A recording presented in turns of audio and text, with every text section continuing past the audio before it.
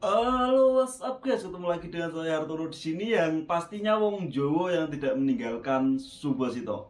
Oke guys, di video kali ini aku mau menepati janjiku mau membawakan sebuah kisah dari TKI atau PMI Korea yang beranggapan bahwa hasil kerja Korea nggak berkah, kapok, dan mutus kontrak.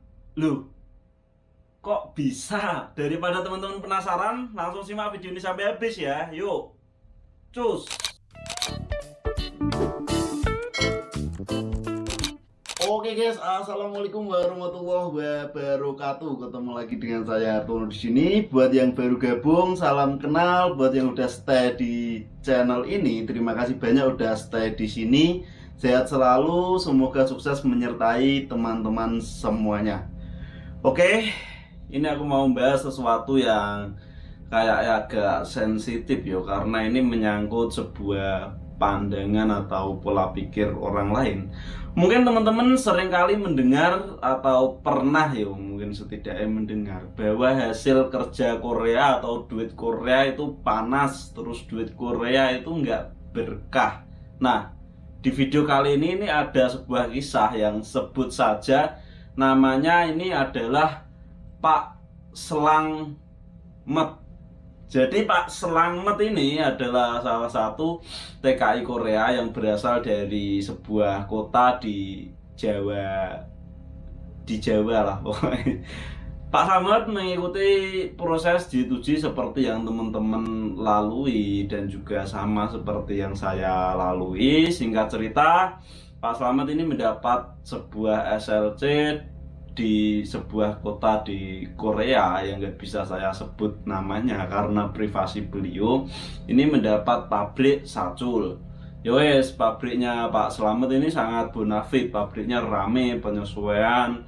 Terus untuk pertama kesini duitnya dikumpulin untuk membayar utang seperti yang teman-teman lakukan, termasuk juga yang saya lakukan. Pak Slamet ini selamat ding, kok selamat. Pak Slamet ini adalah salah satu orang yang kayak bener-bener apa ya, maksudnya ki lurus loh, orangnya lurus. Terus yo salah satu orang yang tidak menyukai keramaian. Itu apa lek ngarani yo nganu introduce apa yo kuwi pokoknya lah, tidak menyukai keramaian, suka sendiri, dan juga taat beribadah.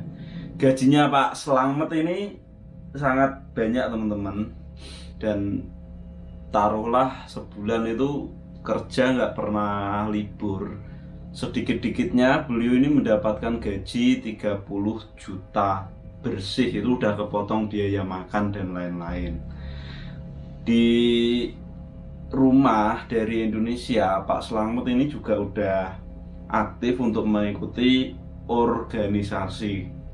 Nggak suka keramaian tapi ikut organisasi. Jadi kalau misal ada ngumpul sama organisasi gitu, ngumpul, ada kegiatan di organisasi, ngumpul, ya wes gitu tok. Selain itu nggak pernah gaul jauh-jauh, bahkan sampai sini pun kebiasaan itu terus terbawa. Ya wes, singkat cerita, Pak Slamet ini berada di Korea nggak terasa berlalu 1 tahun, begitu saja 2 tahun dilalui, dan ketika hampir 3 tahun ini si Pak Slamet ini mendapat sebuah wawasan atau sebuah pandangan yang dari seseorang yang berasal dari sebuah aliran yang agak keras, yang bilang ke Slamet, kamu punya duit banyak itu buat apa? Kamu nyari duit di Korea lo nggak berkah. Hingga akhirnya Slamet ini pun selalu kepikiran kerja pun kepikiran, oh iya duit nggak berkah, kok iso nggak berkah, kenapa? Dan dijelasin si ini temennya yang kenal dari organisasi yang garis keras ini yo, yang pokoknya wis bener-bener kalau misal ini gak sesuai ya wis gak sesuai, ini bid'ah ya wis bid'ah, ini nggak dilakukan sama Kanjeng Nabi ya wis nggak boleh, seperti itu pokoknya aliran itu. Aku nggak nyebutin alirannya, Pokoknya dari aliran itu si Slamet ini terus berpikir begitu, kepikiran terus, dibilangin kenapa kok nggak berkahnya itu katanya kok malah ngelibet gini aku tuh. Jadi nggak berkahnya itu gini loh guys, jadi duit yang didapatkan Pak Slamet ini didapat dari gaji kerja sama orang kafir katanya. Jadi orang Korea kan banyak yang tidak memiliki agama, ateis, bahkan yang beragama lain kayak agamanya ada yang mungkin Kristen, ada yang Buddha, ada yang Hindu seperti itu. Jadi menurut pandangan temennya yang dari organisasi garis keras ini, kalau misal kita kerja dari orang yang bukan sesama Muslim, itu duitnya kayak nggak berkah, duit panas, nggak barokah, terus percuma, mending nggak punya duit gitu. Yo wes, hingga akhirnya Slamet ini pun berpikir terus kerja, kepikiran pas mau 3 tahun juga, sebenarnya 3 tahun juga udah capek, tabunganku juga udah lumayan, ini nambah kontrak apa enggak, bingung. Akhirnya tiba saatnya si Slamet ini mau habis 3 tahun, ditawari untuk perpanjang. Met, kamu mau perpanjang enggak? Sajangnya ngomong-ngomong. Slamet pun bingung. Bentar, jangan aku tak mikir dulu. Ya wes, akhirnya Slamet pun berpikir, nanya ke orang tuanya. Si Slamet ini masih bujang ya guys ya statusnya. Jadi nanya ke orang tuanya mau pulang apa enggak gitu. Orang tuanya pun yo memasrahkan keputusan di tangan Slamet ini. Hingga akhirnya ini keesokan harinya Slamet memiliki sebuah keputusan yang sudah dipikir secara mateng-mateng menurut gagasan dia.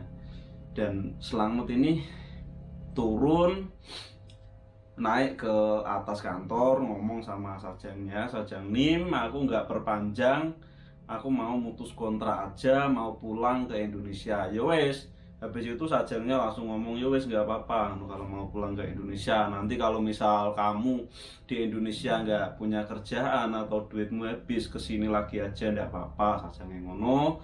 Terus habis itu hitung-hitungan, dihitungin, ada Kukmin, ada tejigemnya di situ dihitung, Kukminnya dapat berapa dikasih tahu sama sajangnya, itu disuruh datang ke kantor uang pensiun NPS itu. Terus singkat cerita, si Slamet ini putus kontrak, pulang di Indonesia.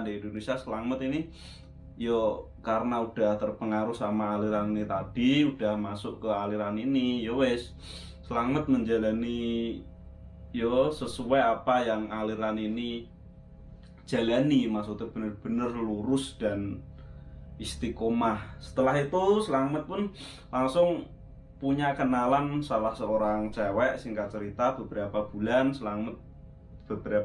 di Indonesia nikah sama salah satu gadis yang bercadar tentunya. Kalau misal nggak bercadar ini si Slamet nggak boleh, karena emang di aliran itu kan cewek emang harus bercadar. Untuk yang sebenarnya gimana nggak ngerti, aku juga nggak ngerti agama, ini cuma cerita dari Slamet ini. Ya wes, akhirnya si Slamet nikah. Singkat cerita nikah 1 tahun di rumah, ini duitnya Slamet ini habis. Si Slamet ini gundah gulana karena istrinya juga ngomel-ngomel, nggak punya duit untuk belanja. Sedangkan selama 3 tahun itu, selama di sini juga belum bikin rumah, belum punya rumah sendiri, jadi tinggal masih numpang sama orang tua.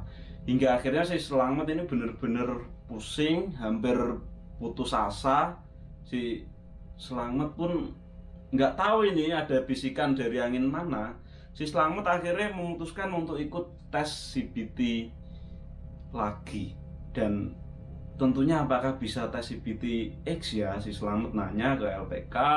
Di LPK dibilangin karena kamu belum ada 3 tahun, kamu ya wes ikut CBT yang pemula. Karena untuk CBT X, CBT yang khusus itu ya yang setahun bisa diikuti 4 kali, itu cuma bisa diikuti oleh orang-orang yang udah lebih dari 3 tahun deh. Lebih dari 5 tahun guys. Jadi udah perpanjang lebih dari 5 tahun baru boleh ikut CBT X. nggak lebih dari 5 tahun deng, yang penting udah perpanjang gitu aja. 3 tahun plus 1 tahun 10 bulan itu udah perpanjang baru bisa ikut. Akhirnya selamat ini ikut belajar lagi, terus proses lagi mulai dari nol, terus yo tryout setiap hari berangkat sekolah juga, terus habis itu ikut ujian. Singkat cerita si Selamat ini berangkat lagi ke Korea. Nggak tahu kenapa kok bisa seperti ini. Mungkin apakah si Selamat keluar dari aliran itu, aku juga kurang paham, karena sampai saat ini aku juga nggak tahu kabar dari si Selamat itu ya. Jadi dari kisah si Selamat ini yang bisa kita petik sekali lagi untuk teman-teman yang mau memutuskan untuk mutus kontrak, dipikir yang bener-bener matang lagi, karena di Indonesia itu segala sesuatu yo mencari duit tentunya sulit, untuk mengeluarkan itu cepet banget, nggak terasa itu duit pasti akan habis. Teman-teman boleh misal mutus kontrak, yang paling penting itu udah punya usaha di Indonesia, seperti yang kemarin tak ceritain kayak Mas Plankton itu ya. Tapi kan Mas Plankton itu udah 7 tahun. Ya wes, yang penting intinya udah punya usaha, udah punya passive income juga, udah punya modalnya juga nggak cuma ya istilahnya ada modal-modal cadangan, udah punya duit dana darurat. Yuk, sekali lagi pokoknya sebelum memutuskan sesuatu dipikir yang matang-matang, karena penyesalan itu datangnya belakangan guys. Kalau di awal itu namanya rencana. Ya wis, mungkin cukup sekian video kali ini. Terima kasih udah menonton sampai selesai. Jangan lupa untuk dukung channel ini dengan cara like, komen, dan juga subscribe agar channel ini terus berkembang. Buat yang mau tanya-tanya, boleh tanya di kolom komentar ataupun tanya nih gun Instagram shelter. Instagramku nggak apa-apa. Ya wis, assalamualaikum warahmatullahi wabarakatuh. Salam Subosito.